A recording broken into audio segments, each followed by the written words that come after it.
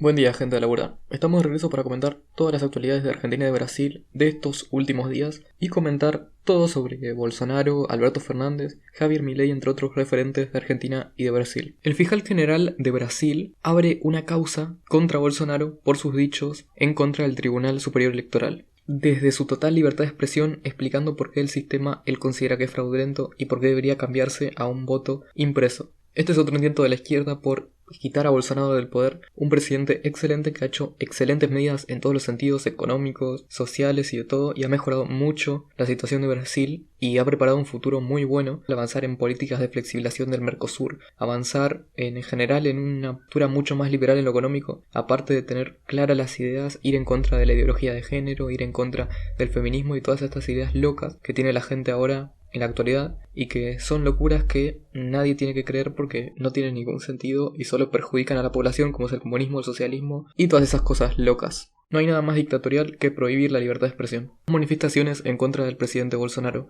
por las reformas administrativas que él está impulsando. Todo esto porque Bolsonaro busca aumentar las privatizaciones en Brasil, lo cual claramente yo considero que es una medida muy buena, ya que todos esos entramados públicos terminan convirtiéndose en algo para meter empleados públicos, para meter gente amiga y para crear ministerios tontos, los cuales simplemente perjudican a Brasil y que no llevan a nada bueno porque es gasto inútil, como podría ser un ministerio por la igualdad de género, un ministerio para defender el cambio climático, institutos como en Argentina el INADI que regula la libertad de expresión, entre muchas otras cosas, aparte de las medidas de Bolsonaro por ir a mayor flexibilización laboral, ir hacia una mayor flexibilización del mercado, ir hacia una flexibilización del Mercosur. Todo eso llevará a Brasil a tener muchísimo más crecimiento y muchísima más libertad en muchos sentidos. Cuando dicen que Bolsonaro es un dictador, los de izquierda, y se manifiestan diciendo es un genocida, es un dictador, lo cierto es que él defiende mucho la vida, defiende mucho la libertad, defiende mucho la propiedad y defiende todos esos conceptos básicos que en muchos países perdimos, como en Argentina, y que nos hicieron de ser un país rico volvernos un país pobre. Esperemos que esto no llegue a nada y que Bolsonaro sea reelecto en el 2022. El medio público argentino Telam ha vuelto a difamar al presidente Bolsonaro diciendo que busca hacer una medida igual que el dictador Pinochet y comparándolo con un dictador, lo cual no tiene ningún tipo de sentido. Lo cierto es que Bolsonaro ha hecho una medida dentro de todo lo que es el proyecto nuevo de Auxilio Brasil, el cual reemplaza a lo que era en la antigüedad Bolsa Familia.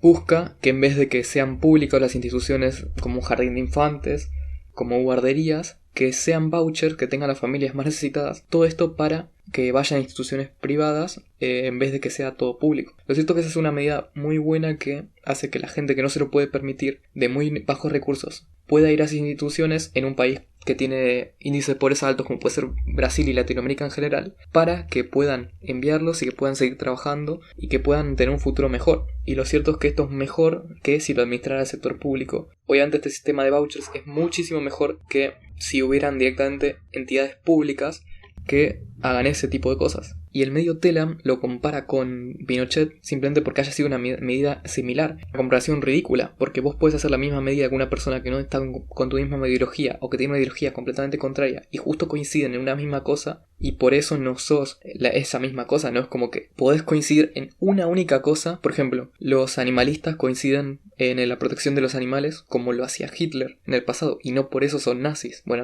algunas feministas sí son nazis, pero bueno, quitando ellas, en general no son iguales que los nazis y eso hay que comprenderlo. Y eso es lo mismo que pasa con Bolsonaro, coincide con Pinochet, pero no por eso en una única cosa que coincida o en varias es igual que él. Él está en contra de la dictadura y ya lo he dicho varias veces y por eso quiere que las armas se flexibilicen en Brasil para que la gente se pueda proteger y las familias se puedan proteger. Así que nada, esperemos que Bolsonaro siga a la cabeza como presidente y que pueda hacer estas medidas que van a llevar a un mayor bienestar a la población brasileña. Luis Ignacio Lula da Silva organiza diversas giras por lo que es el norte de Brasil para conseguir votos para las elecciones del 2022. Luego de las múltiples veces que medios han difamado a Bolsonaro, luego de las múltiples encuestas que han dado resultados muy favorables a Lula y claramente sesgados hacia una ideología, como tiene a toda esa gente que lo financiaba antes en su mandato a su favor, simplemente para volver a ganar y que lo vuelvan a financiar. Una pena como todo esto pasa en Brasil y creen estas mentiras de Lula simplemente para que él quiere conseguir votos y que justamente el pueblo con el que se junta, la supuestamente gente humilde, la supuesta gente de bajos recursos que se junta, solo la perjudica con sus medidas comunistas, totalitarias y que no busca para nada la libertad del pueblo. Porque en todos los países donde funcionó, las medidas que él quiere fueron un desastre en todos los sentidos económicos, sociales, culturales.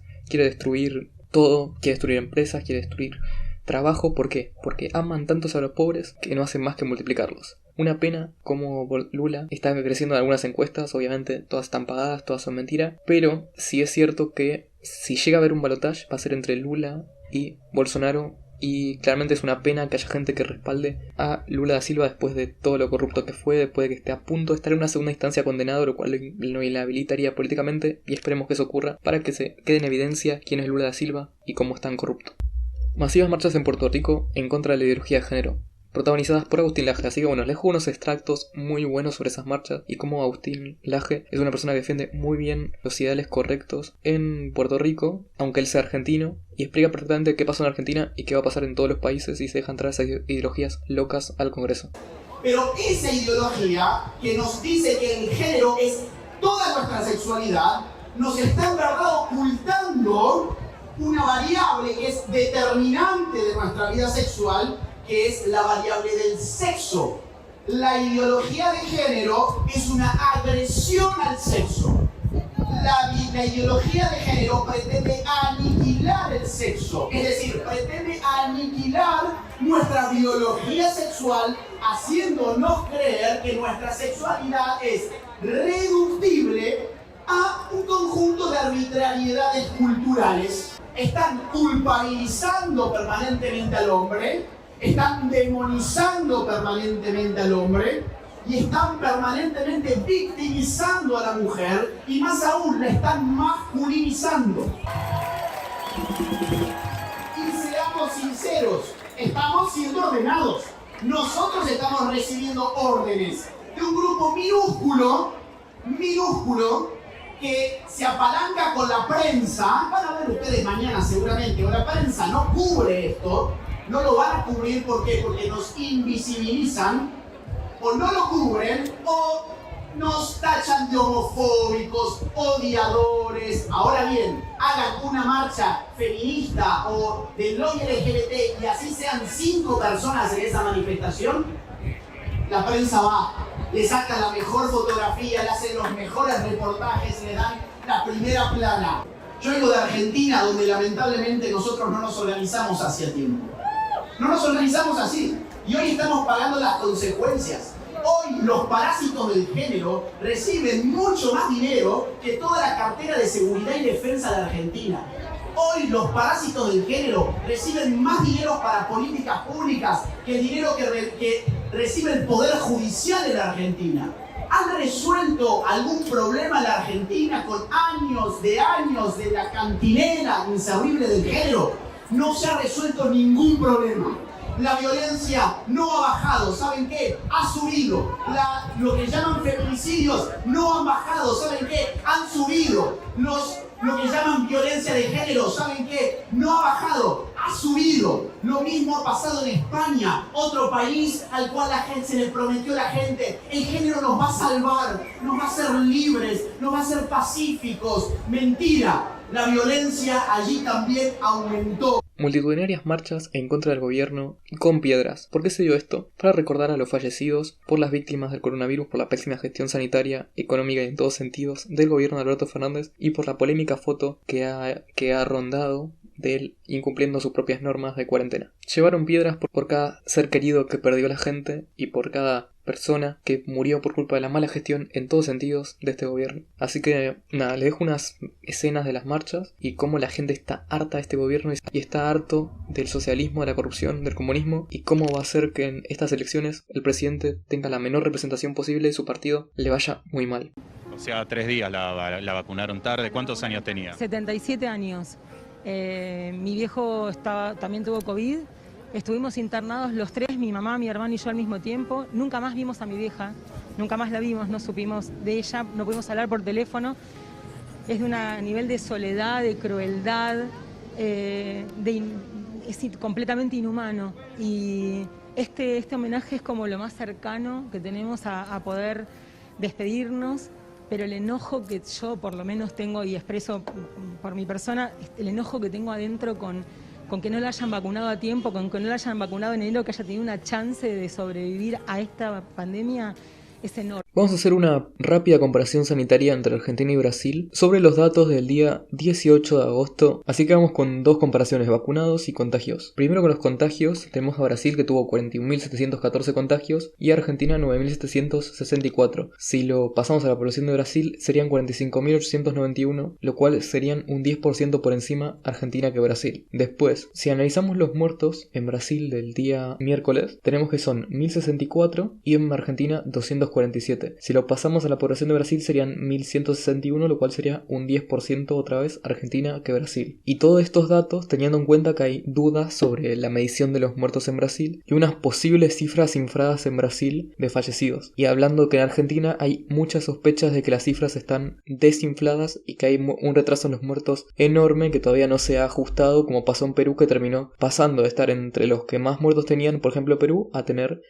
ser el país con más muertos por millón de habitantes. Esto puede pasar en Argentina debido a que los contagios no se condicen con el número de fallecidos y la tasa de mortalidad es muy similar a países como Estados Unidos, cuando Argentina tiene una salud muy pésima a comparación. Después, pasando al tema de los vacunados, tenemos que Brasil tiene 55,58% en una dosis y 24,36% en dos dosis. Argentina tiene 58,73% en una dosis y 23,55% en dos dosis. ¿Qué significa esto? Que Brasil tiene más en dos dosis y Argentina más en una dosis. Esta tendencia se va cada vez achicando menos si va como Brasil subiendo mucho en primera dosis y Argentina subiendo también en segunda dosis, lo cual deja unas cifras de vacunados muy similares, pero lo cierto es que en Argentina, teniendo una población mucho menor, se podría haber hecho aún más bien la cosa, porque hay que entender que, por ejemplo, Estados Unidos tiene cifras en dos dosis menores al 50%, ya que aparte de tener una población muy grande, y obviamente mientras más grande es la población, más difícil es vacunar a mayor porcentaje. Bueno, lo cierto es que estos porcentajes seguramente en primera dosis no aumenten mucho más, ya que no hay mucha más población para vacunar, o al menos la población que queda por vacunar es mucho menor. Lo cierto es que las dos dosis son lo que da la inmunidad y esto hace que Brasil siga teniendo mejores números que Argentina, ya que lo importante es vacunar a los que son adultos mayores y dar dos dosis. Lo cierto es que estos números van a crecer en dos dosis y en una dosis no tanto. Y como decía, Argentina podría tener números mejores. Debido a tratos con Rusia no se priorizaron en dosis de Pfizer, que podrían haber hecho que en Argentina estos números ya estuvieran mucho más elevados, como el caso de Uruguay, que ya tiene un 60% casi, creo, en dos dosis, lo cual demuestra que obviamente mientras más chico es un país, más fácil es vacunar a toda la población. Argentina no aprovechó eso en el momento adecuado y ahora está teniendo problemas para vacunar con segunda dosis. Se filtran nuevos videos de la que ya he hablado antes, que es la fiesta que ha organizado Alberto Fernández por el cumpleaños de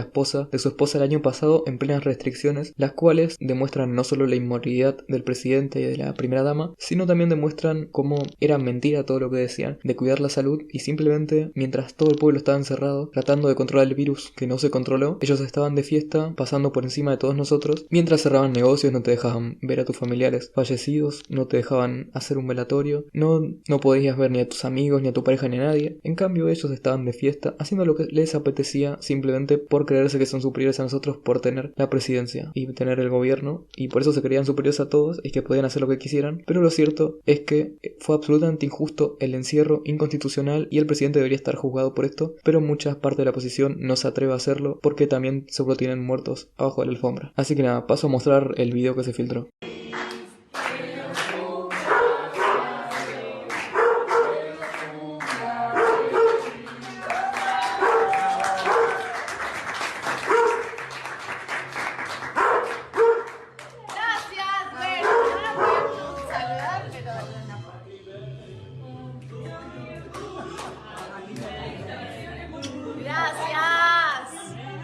Una nueva encuesta de IPSP dice que Bolsonaro tiene más del 50% de una imagen de gestión mala o terrible como potencial candidato a las elecciones del 2022. Lo cierto es que estas encuestas claramente son mentira por varios motivos que voy a explicar. Primero, vamos a analizar los resultados que dio la encuesta. 54% de los brasileños califica a Bolsonaro como malo o terrible, frente al 52% de julio. Después, en la gestión buena o excelente, le otorgó un 23% a comparación del 25% del mes pasado. Pero ¿cuál es el tema acá? Que en resumidas cuentas, esta encuesta, los encuestadores realizan entrevistas a 1000 personas en un periodo de 3 días y solo 1000 personas reflejan estos resultados. O sea, no es una encuesta para nada multitudinaria y para nada representativa de la opinión real de la gente, porque no se puede analizar toda la población simplemente analizando a 1000 personas que pueden tener una opinión totalmente sesgada y totalmente única para reflejar estos datos que ellos quieren. En cambio, ves encuestas online, como por ejemplo puede puede ser la que voy a dejar en la descripción del video, en la que